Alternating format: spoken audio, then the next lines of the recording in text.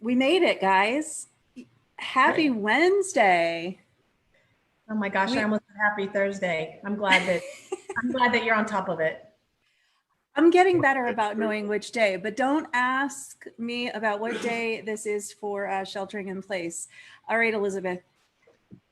I'm giddy excited about sitting down and talking to our guest today, Mr. Aaron Ludin, owner of Orlando Branding Agency and the Orlando Real Producer Magazine. Thank you so much for sitting down and chatting with us today. Thanks for having me. How are you I'm doing? excited to meet you too. I hear so much about you from Renee, and I've had such amazing experiences with our real producers here in Austin that I'm excited to see what you're doing and everything that Renee's been sharing with me. Well, thank you. I appreciate it. So first things first, how are you and your family? Is everybody safe? You're doing okay? We're doing great. The family's doing well. Everyone is safe. They're locked down like everyone else. So they're doing it with a smile on their face, and that's what matters, is everyone's happy and healthy. Well, happy and healthy is where it's at. And there's so many things that I know a lot of our audience will already know about you, but can we just go back to sharing Aaron Ludin, the journey that kind of brings you to who you are today? I know you are one of the most generous collaborators ever, and you support the real estate community in such great ways, but can you share a little bit about the journey on what brings you to where we are today? Sure. Where do you want me to start? Tell me about yourself. Whatever you want. That's right. So basically I run a brand, let me go back then. I started selling Cutco knives when I was 17 years old, a senior in high school. I got recruited by a company called Vector Marketing. They trained me in everything from personal development to sales to setting appointments, getting referrals, handling objections, like everything that like a full crash course, and not just the business, but also really in like success mindsets, habits, the same types of things that agents go out and get coaching in. I was just getting at a really young age.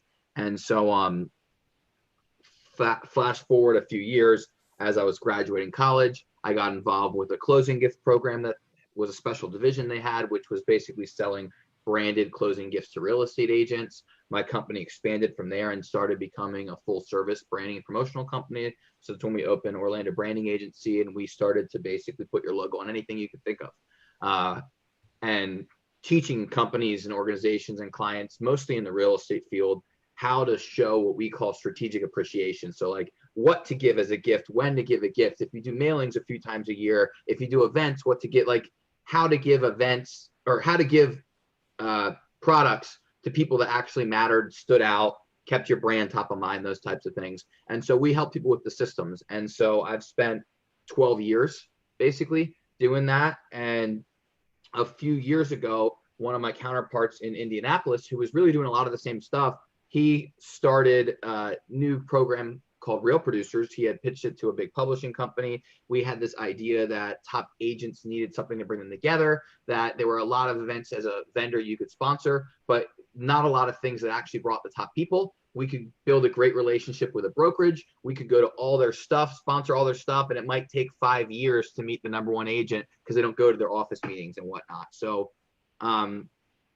we were brainstorming how to get the attention and to build real relationships with the top people. And he basically came up with this idea to start a publication about and for the top producers, and to run events and to bring them together and to create community, and whether it's educational or social or just telling the stories, that by making it about the people, not trying to sell them something, like just bringing people together, that we would get a lot of attention and affection from the top producers in the city. And it blew up. It's spread all around the country. It's in 80 something markets now, maybe 90 by now.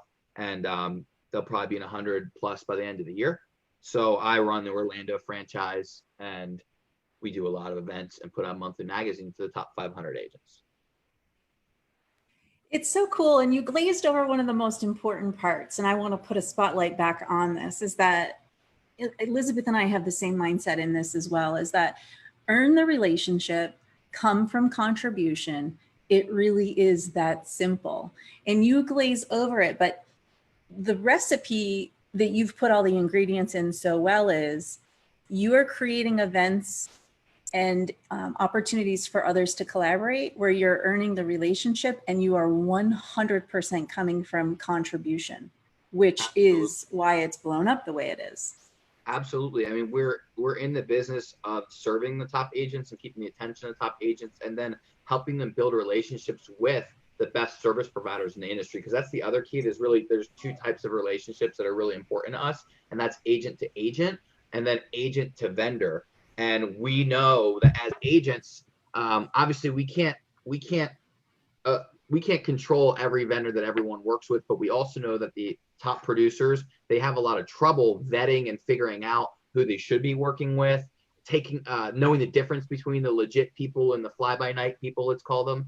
And so we try to be like a credible source of other referrals from top 500 agents. That's where all of our partners come from. So people know that if they see someone that offers a service that makes sense for them, that they're at least doing a good enough job for another agent of their caliber to have referred them in the first place. And they're established enough to be supporting our platform, and they care enough, like they value the same things enough to be supporting the Real Producers platform long-term, not just this event, not just tonight's happy hour, but they're all on long-term contracts that go for several years. And so they value the relationship with you, and they're willing to kind of put their money where their mouth is and walk the walk. And so we really believe that that brings a huge service to the top producers, who really are used to seeing some service providers as a dime a dozen. And there's a lot that could look legit on Facebook, or that can look legit when you meet them for a drink one time, or when you grab coffee. But like, there's a huge difference from them being the most referred in their category, or one of the most referred people in their category. And so we try to be like the almost like the Consumer Report, like, hey, we're not perfect, but our people are, like, if you read it here, they're gonna do a good job. Well, and I love hearing the history, because I didn't know all the history. I didn't understand we have Real Producers here, and it's been a great, great, great organization. Jason Sheldon is our relationship, and he's super outgoing and personable. He does great with all the events and the networking, and he makes it that we want to go. It's not just another thing on our calendar, right? And you're right. When you talk about the vendors and the caliber of the relationships and contacts he puts you in touch with, it's second to none. I will say, when I was in the magazine and they did a photo shoot, which was like with the family and crazy, even the photographer they used, there was method to the madness, if you will. And to this day, Rory was our photographer. And then I got to know him, and I got to know his heart. And I found this constant, or this connection that we had, that he is now one of the photographers for one of the nonprofits that I'm on the advisory board. So, I mean, these aren't just people that are, well, in my experience, they haven't been people that are just coming out for a paycheck, or just, hey, what are you doing there? I didn't work the way I thought it might. No, all I see is a waist. Yeah. I tried to make it your guys' picture. That's actually a very funny picture. But I'm saying, these are people that they are truly serving our community as well, right? And they are like-minded, and it's not just the agents. So it's been a really, really great experience on my end here in Austin. So I love hearing the history and the backstory all the way from Orlando. Well, thank you. Yeah, and I wish I could take credit for all of it, but really, my buddy Remington Ramsey is like the godfather of the program. And I just happen to have been along for the ride, and I'm blessed to have been a big part of it. And now it's just spreading like crazy.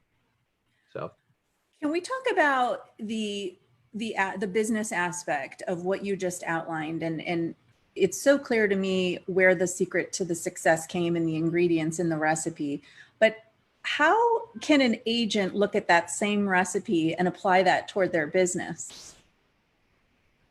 The recipe, well, really, I think what agents need, there's two big lessons. The big one is to actually serve what your audience needs. Like too many people they think of what they want or what they need first, and then how to get people to do it, instead of the other way around.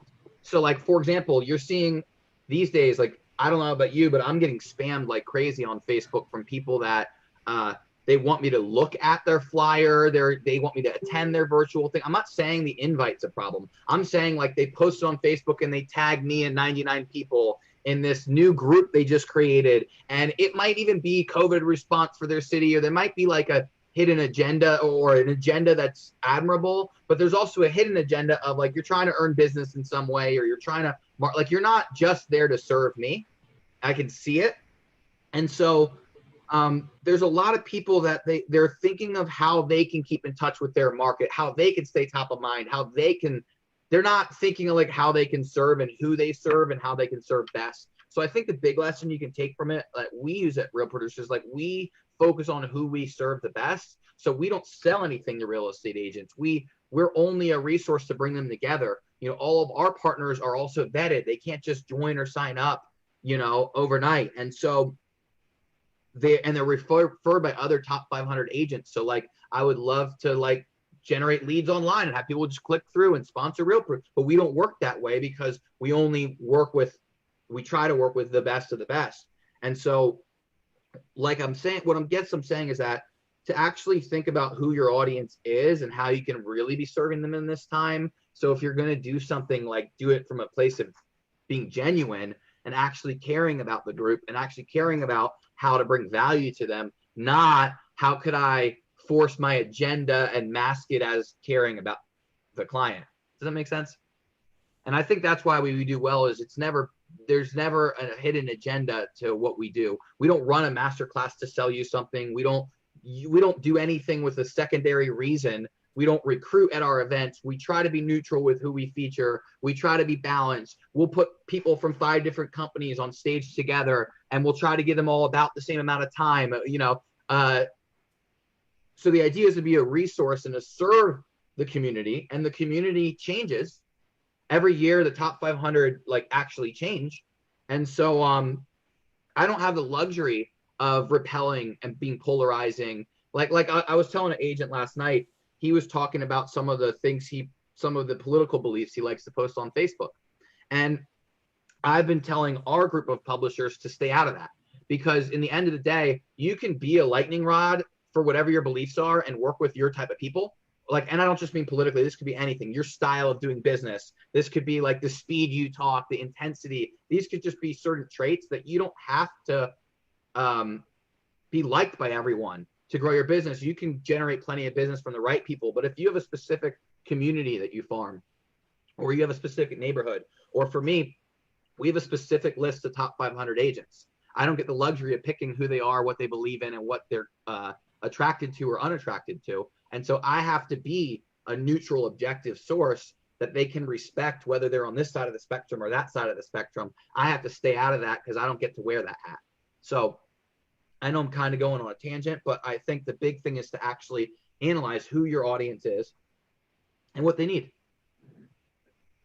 I don't think that's a tangent, Aaron. I think that that's a really valid point. And as a realtor, I feel that way the same way. Is we represent customers, all customers, right? I have a diverse segment of customers that come from all places, are all different types of people. So I don't do polarizing very well, but I will say this: you shared at a social media class that you hosted recently in Orlando, something that stuck with me. And that was that some agents in their social media are trying to be too safe, and that it is okay sometimes to be your authentic self, meaning you got to put yourself out there, right? And take the politics out of it. I don't even want to talk about that because we're not talking politics, but putting yourself out there, you got to stick your neck out there a little bit. Absolutely. I think that when it comes to like not just attracting, but bringing people in, like magnetizing people to you that have the same, not necessarily like political beliefs but that would resonate with the same types of messages, that have the same core values, that maybe speak in similar language, have similar goals, or on similar tracks. Like those people, in order for them to connect with you, in order to connect with them, you've got to have an authentic personality. You've got to be willing to take a stand for the things you believe in. And so for me, I'd rather be too loud or too aggressive or too opinionated for your taste than be too dull for the people that agree with me and like the stuff I'm doing. I'd rather have a lot of energy and be able to inspire the people that are inspired by it, the people that aren't they can go elsewhere for it. Like, it's not a problem. I'm not offended. I'm not trying to be everyone's cup of tea, but I'm trying to be a strong cup of tea for the people that drink it, if you will, if we're using that metaphor. I love that. And so that also then would put me in mind of going in depth with who you are or what you believe in doesn't necessarily mean you have to be polarizing, right? Like, we can be in depth without being polarizing. Absolutely. I think that's brilliant.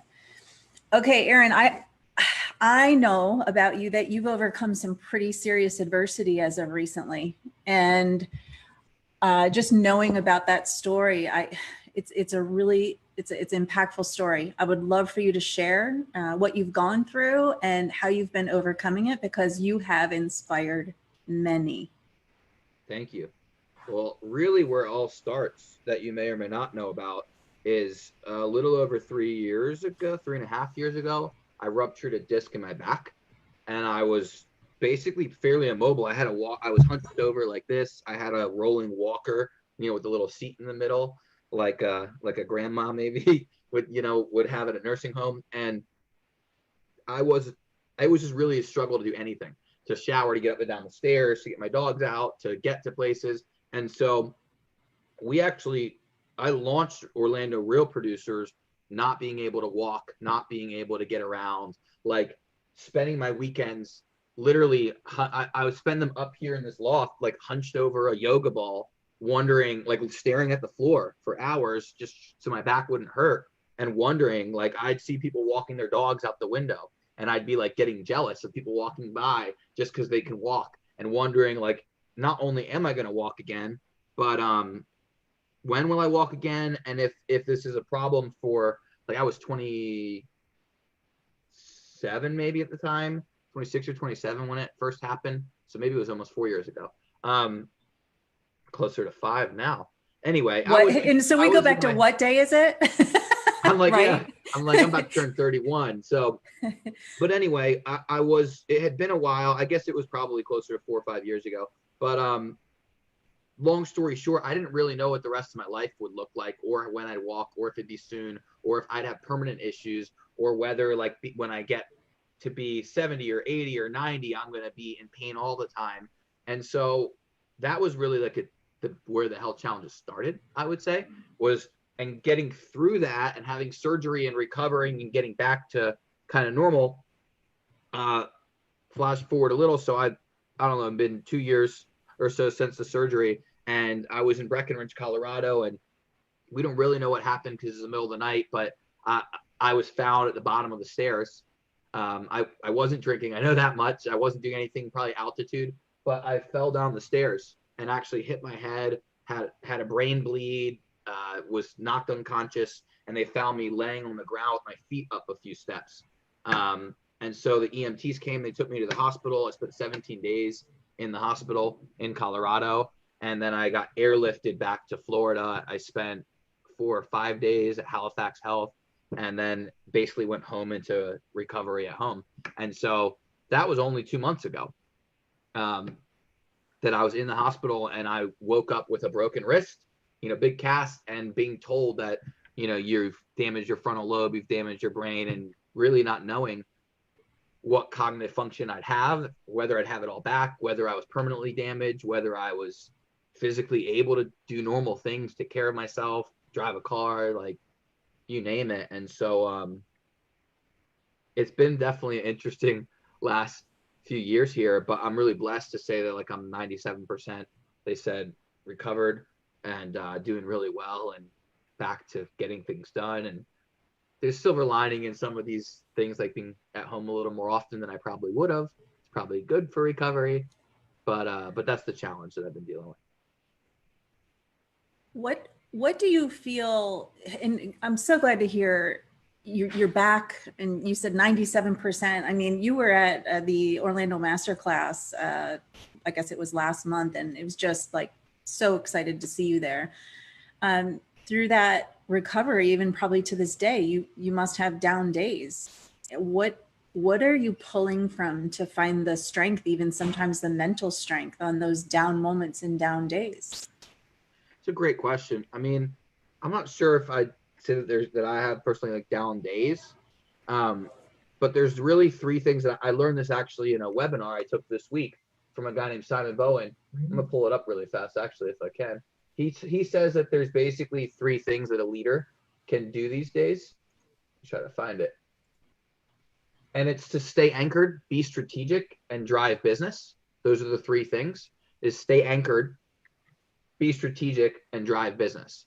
And so, I mean, that's for obviously leaders, business owners. So I really think like drive business could also be just take action if you're not the business owner, or if you do something else or you apply it to another area of your life. So it's number one is to be strategic, to actually think through what you're trying to get done and what parameters you have and work with what you've got.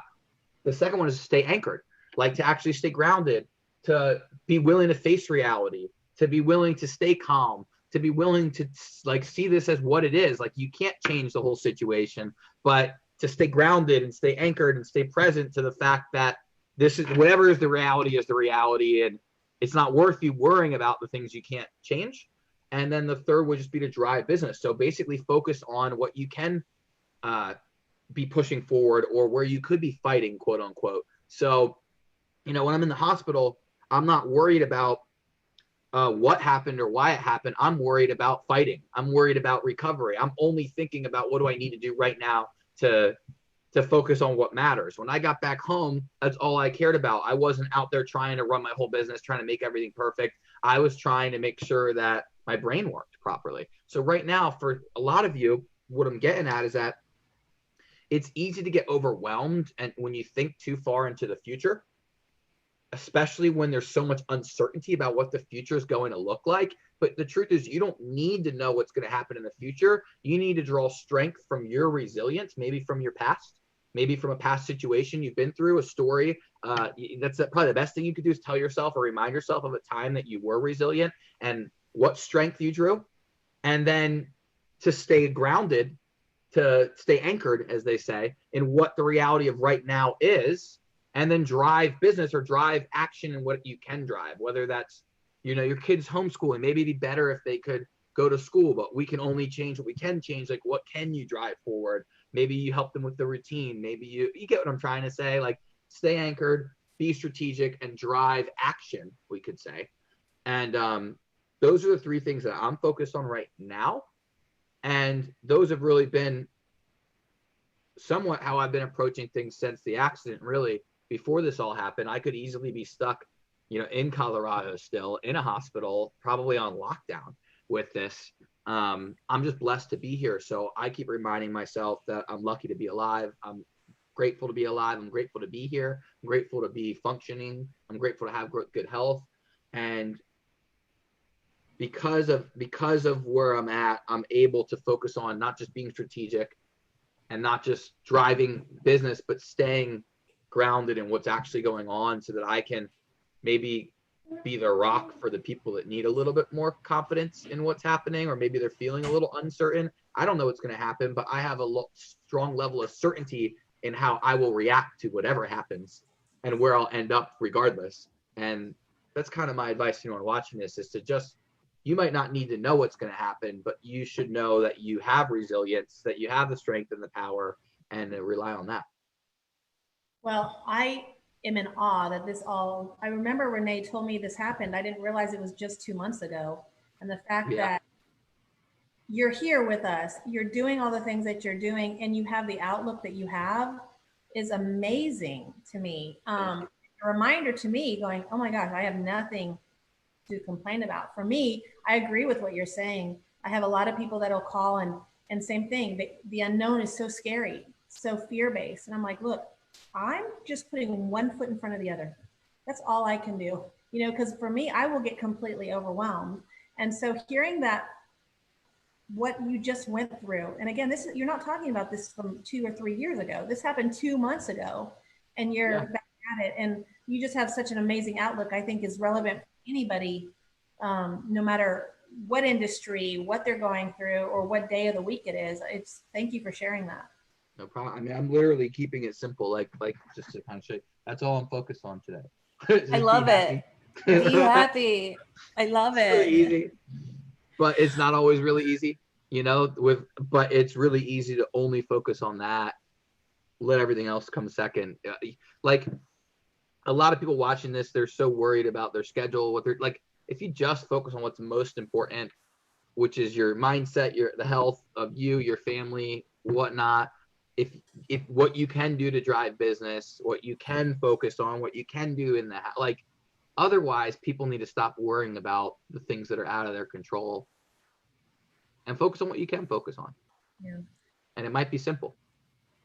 Well, a lot of what we can focus on right now is simple, but the cool thing is that if we look at silver linings, what we can focus on right now is strengthening the foundation that we will continue to stand on firmly, and like one foot in front of the other, like Elizabeth said. And I just keep saying, if someone says, how are you? I say, I'm forward focused, right? Like I am forward focused.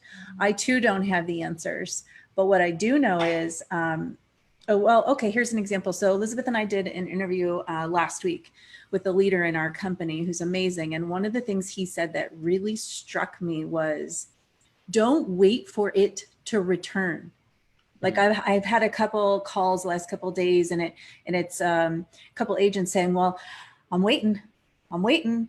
And yeah. I just want to say, don't wait for it to return is one of the biggest pieces of advice that hit me so strong over the last couple of weeks, because it is probably not going to return. Absolutely. It's going to look different. So are we forward focused and being prepared, or are we waiting for it to return? Well, no matter where it goes, waiting is not a position of strength in general. Waiting is not a good position to be in. It's not a good strategy for a leader who wants to move forward and control their destiny. Waiting means that an external circumstance needs to happen in order for you to move on the path you want to move on. So in fact, I just shared this video today. It's from 5 years ago, and I randomly shot it in an airport while watching people wait for their bags. And I said something about like too many people are waiting on something to change, something external to come into their life, something external to happen.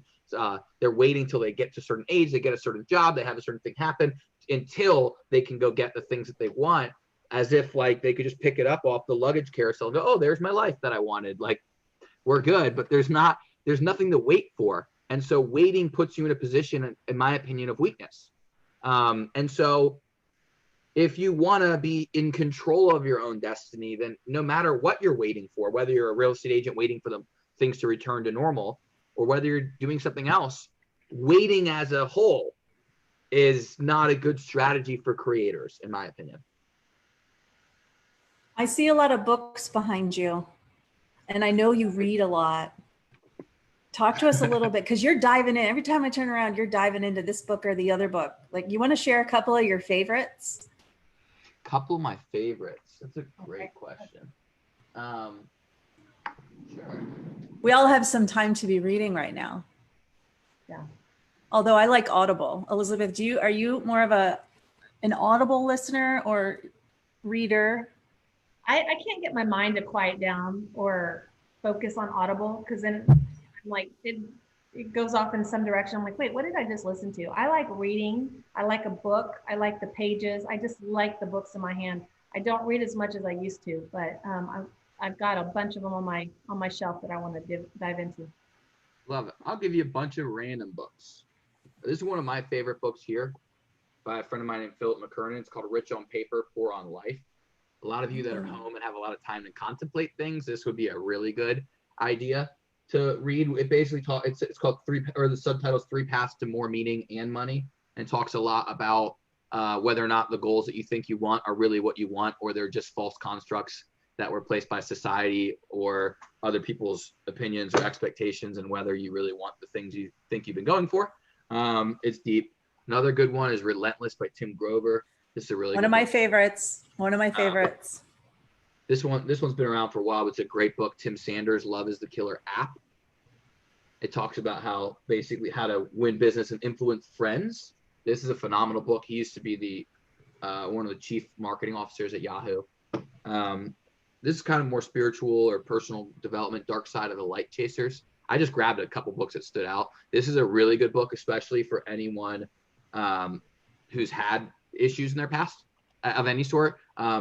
I personally can't speak to as many as this probably helps with, but if anyone here has had either trauma or they have what they call a dark side, or you feel like you have a dark side to you, this is a really good book. It's a great book just for opening up as a person in general, but it's a really good book for anyone that's like, let's call it, has some type of baggage from something that's happened to them in the past.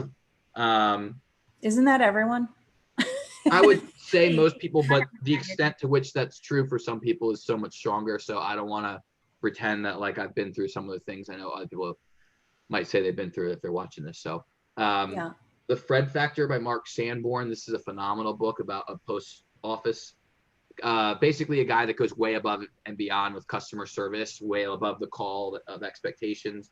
This is a really good one. You know what? I'll give you two more since we're at it. Now we have homework, Elizabeth. I know. And if you can find this. Are you writing them down? Of course. My friend, I think it just got re-released under his real name. This is his pen name, Ross Jeffries. His real name is Paul Ross. The book's called Subtle Words That Sell. This is a really good book. It talks a lot about phrases and psychology of how to get your prospects to convince themselves to buy without pushing, pressuring, or pitching. So it talks about like NLP and language patterns. My personal coach, Anil Gupta, wrote a really good book called Immediate Happiness. This is just about like fulfillment and whatnot. It's a great book here. And then that's some good. Oh, you got one more. I helped co-author a book with my friend Greg Reed called Climb. It's got a lot of good stuff here. There's like 12 or 13 of us that co-authored this book, and each wrote a chapter. And it's got a lot. This is more of like advice on success. It's kind of like a compilation of people's advice on success in relationships. But these would be a couple ones that were within my periphery. Is that enough book recommendations? Listen, we were asking the right person. Yeah, no, I could do this all day. So Aaron, let's go tactical for a minute.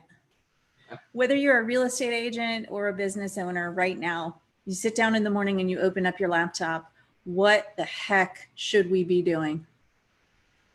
It's a great question. So I would say that right now, relationships are really the insulation in your business, real relationships.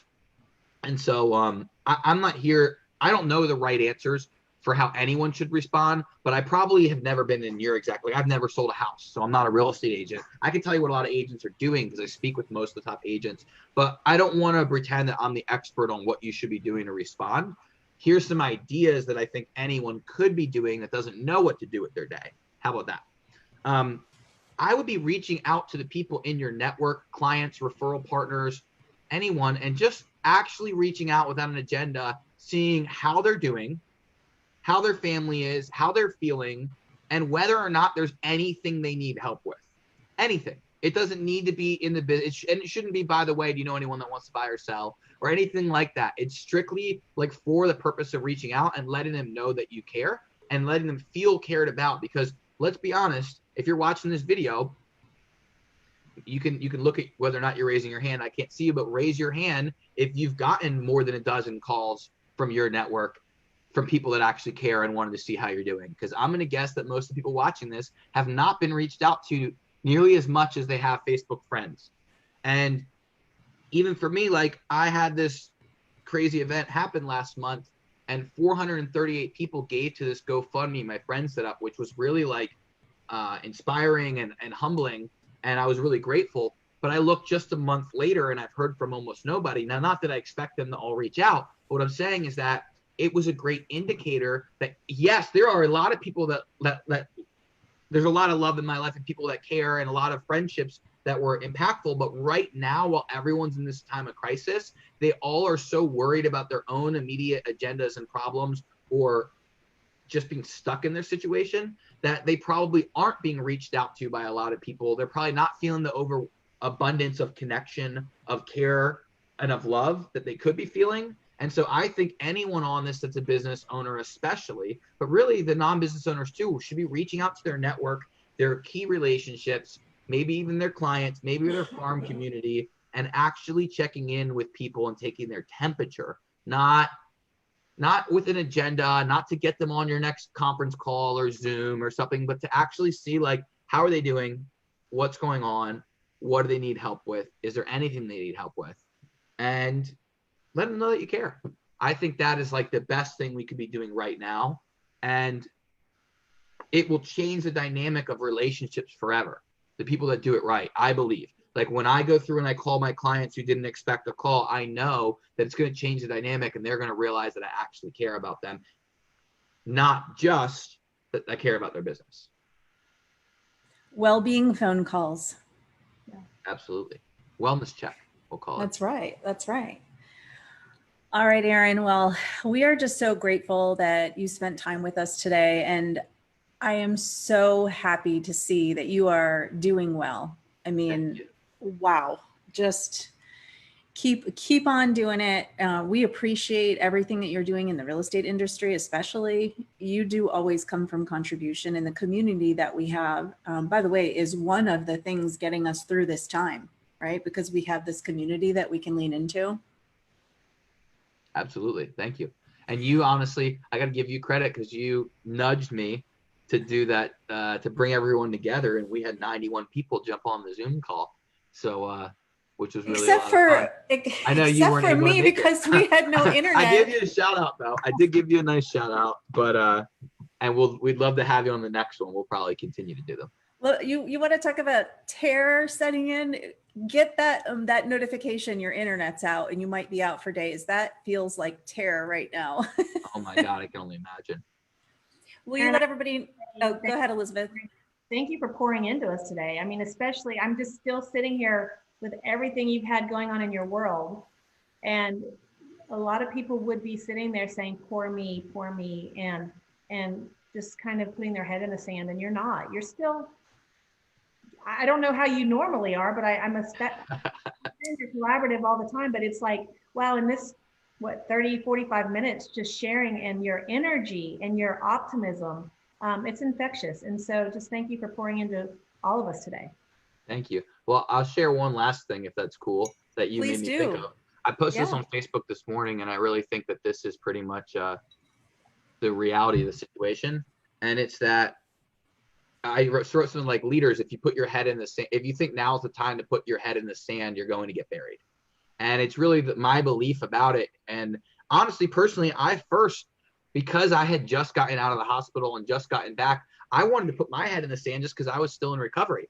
You know, when this all first started going down, I spent a little bit of time on the sidelines kind of watching. And what I realized was that if you sit on the sidelines too long, the game ends, you know what I mean? Like in sports. And so leaders, like, this isn't a time to put your head in the sand, because people are going to remember how you responded, how you reacted, and whether or not you were able to be a beacon of hope.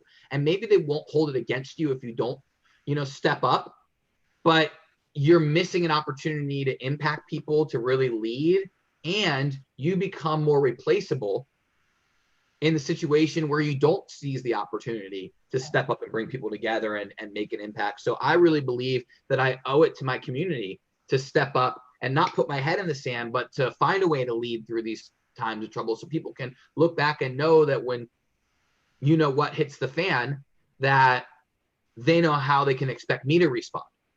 I won't know that I don't have the right answers, but I know that the people that know me know that when there's a crisis, they know I'm not going to quit and I'm going to step up to whatever it is. And I want them to be able to trust that, and know that similar people who value similar things, we're going to connect a lot better and a lot deeper, both now and in the future. There's a fear about, during this time or any time where there's crisis, that if you do step up, you have to have all the answers. And that's actually not true, right? You don't have to have all the answers to step up. It's even just being a connector and focusing on the relationship. So that's a really valid point that you just make. Absolutely. I mean, we just did a community mastermind, like I was talking about on Monday, and I started by explaining, hey, we're not doing this call because I have the answers. I don't know the answers. I'm not even an agent, but I know that collectively, as a 91 of the best and brightest minds in Central Florida real estate, that you guys will have plenty of your answers. So what we did was we just asked that we had 3 questions. We went around the horn and had them answer it. And then we hit a button in Zoom to stick them into breakout rooms together. And they met 3 or 4 or 5 new people that, or maybe not new, but in a lot of cases, new people they had never spoken to. And they were on camera discussing ideas together. And then we brought them all back together to hear the best responses. There was no teaching. There was no expert. There was no panel. It was only about bringing people together to find the best answers, to crowdsource the collective wisdom of the group, as my friend at Exchange, which is the program that we were copying, basically is called. But they talk about crowdsourcing the collective wisdom of a group, and they're highly trained in a way. I'm not trained in it as much as the facilitators are, but I know that when you unlock the answers and you bring people together, and you don't pretend you know all the right answers, we're looking to find them together. Exactly. Love that idea. Where can we find you, Aaron Ludin, owner of Orlando Branding Agency and Orlando Rare Producers? Could you please share your contact information? Sure. You can find me on Facebook, Aaron Ludin, AARONLUDIN, or you could find me, or you could reach me at aaron@orlandobranding.com. AARON@orlandobranding.com is my email. And that's it, pretty much. We appreciate you. Thank you. I appreciate you guys. Let us know if we can do anything to stay connected with you and help. I will hope that my internet stays intact for the next mastermind. Perfect. Oh yeah, March 16th. If you're a real estate agent, you should register at masterclassorlando.com. Will do. Take care. All right, guys. Have a great day. And thanks again, Aaron. Thank you. Bye.